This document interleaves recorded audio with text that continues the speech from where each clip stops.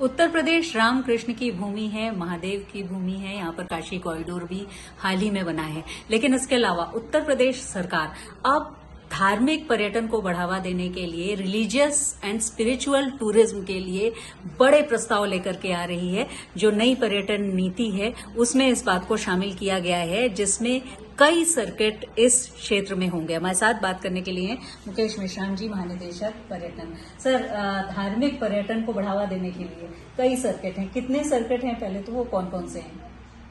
हमारे यहाँ पर 12 सर्किट हैं और इन 12 महत्वपूर्ण सर्किट में से 8 जो सर्किट हैं वो धार्मिक या आध्यात्मिक है, जिसमें अगर हम देखें तो गौतम बुद्ध से जुड़े हुए 6 महत्वपूर्ण स्थल उत्तर प्रदेश में ही विद्यमान हैं, जो अन्य कहीं पर नहीं है। चाहे वो कपिलवस्तु हो, श्रावस्ती हो, कौशाम्बी हो, संकिस्सा हो, कुशीनगर हो, सारनाथ हो। इसके अलावा भी है देवदह है, रामग्राम है, देवगढ़ है, अतरंजी खेड़ा है, अहिछत्र है, ऐसे बहुत सारे हैं। फिर महाभारत सर्किट है, कई सारे ऐसे स्थल हैं, परीक्षितगढ़, हस्तिनापुर जो महाभारत से जुड़े हुए, गढ़ मुक्तेश्वर। हमारे यहाँ पे ब्रज और कृष्ण सर्किट में आप चले जाइए, मथुरा, वृंदावन, गोवर्धन, गोकुल, नंदगांव, बरसाना, एकदम पूरा भरा पड़ा है। उसी तरीके से वाराणसी जो सबसे पुरानी सिटी मानी जाती है इस धरातल पर, और उस संस्कृति को लगातार अब तक संजोए हुए है, और कई सारे उसमें संस्कृतियां विकसित होती गई, बहुत सारी परंपराएं विकसित हुई। और अमूमन जो भी व्यक्ति धर्म या अध्यात्म से जुड़ा हुआ है वो काशी एक बार आया ही होगा, या काशी से उसने कहीं न कहीं से अपना रिलेशन रखा ही होगा। तो ये भी जगह है। अयोध्या आप देख ही रहे हैं किस तरीके से विकसित किया जा रहा है। यहाँ पे गोरखपुर है, गोरख धाम जिसे हम कहते हैं, तो शक्तिपीठ है, विंध्याचल है, चित्रकूट है, नैमिषारण्य है, श्रृंगेरी। तो इन क्षेत्रों के लिए, इन क्षेत्रों में अवस्थापना, विकास और पर्यटकों को सुविधाएं देने के लिए सरकार काम करेगी।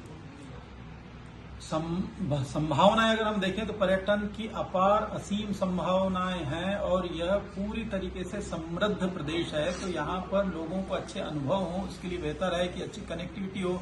बुंदेलखंड एक्सप्रेसवे, पूर्वांचल एक्सप्रेसवे, ताज आगरा एक्सप्रेसवे बन ही चुके हैं, और अब जो है कनेक्टिविटी अच्छी हो रही है। हेलीपोर्ट्स खूब सारे हम बना रहे हैं। मथुरा आगरा का हेलीपोर्ट हमारा बनकर तैयार है। इंटरनेशनल एयरपोर्ट्स हम विकसित कर रहे हैं। अयोध्या में इंटरनेशनल एयरपोर्ट आ रहा है। कुशीनगर के इंटरनेशनल एयरपोर्ट ऑलरेडी चालू हो चुका है। जेवर में इंटरनेशनल एयरपोर्ट आ रहा है।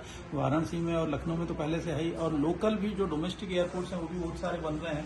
इन सब के हिसाब से अगर देखें, फिर जलमार्ग पर भी सुविधाएं बहुत सारी विकसित कर रहे हैं। एक जो गंगा जी के ऊपर हुगली से लेकर के वाराणसी तक, वो प्रयागराज तक के चला जाएगा क्रूज, तो उसका भी इस्तेमाल होगा। सर, एक योजना आपने ये भी बनाई है कि जो ब्लॉगर्स हैं वो उनको आपने इनवाइट किया है कि इन क्षेत्रों के बारे में लिखें, वो ब्लॉग करें, जिससे कि आप उसका भी लाभ उठा सकें और पर्यटन क्षेत्र को लाभ मिले। कोई भी ब्लॉगर, चाहे वो तमिल में लिखता हो, मलयालम में लिखता हो, या छोटे छोटे यूट्यूब पे ब्लॉगिंग करता हो, वीडियो ब्लॉगर्स बना के डालता है, और फ्रेंच में हो, इंग्लिश में हो, हिंदी में हो, सब आमंत्रित है हमारे यहाँ। चाहे वो फूड ब्लॉगिंग करता हो, खाने पीने के बारे में, चाहे वो कल्चर की ब्लॉगिंग करता हो, टूरिज्म की ब्लॉगिंग करता हो, रूरल एरिया की, एग्रो एरिया की ब्लॉगिंग करता हो, वो अगर आए, हम उसको आने जाने का, हवाई यात्रा का टिकट देंगे, हम उसको रुकने की सुविधा करा देंगे, उसका लोकल ट्रांसपोर्टेशन देंगे, और एक ऑनरेडियम भी हम जो है वाजिब तरीके से देंगे। और फिर साल में हम उनको पुरस्कृत भी करेंगे, जो बेस्ट ब्लॉगिंग करेगा, ऐसे हम अवार्ड भी देने जा रहे हैं। तो उत्तर प्रदेश में हमने स्टेट टूरिज्म अवार्ड भी स्थापित किए हैं। बिल्कुल, तो इस तरह से रामकृष्ण की इस भूमि को नए सिरे से बिल्कुल सजाया संवारा जा रहा है, जिससे धार्मिक पर्यटन को, आध्यात्मिक पर्यटन को बढ़ावा मिले, और उसके लिए आधुनिक तकनीक से भी जोड़ा जा रहा है। ये योजना पर्यटन विभाग की है, और उत्तर प्रदेश में आने वाले समय में बड़े बदलाव इससे पर्यटन के क्षेत्र में देखने को मिलेंगे। वीडियो जर्नलिस्ट संदीप दुबे के साथ शिल्पी सेन, लखनऊ।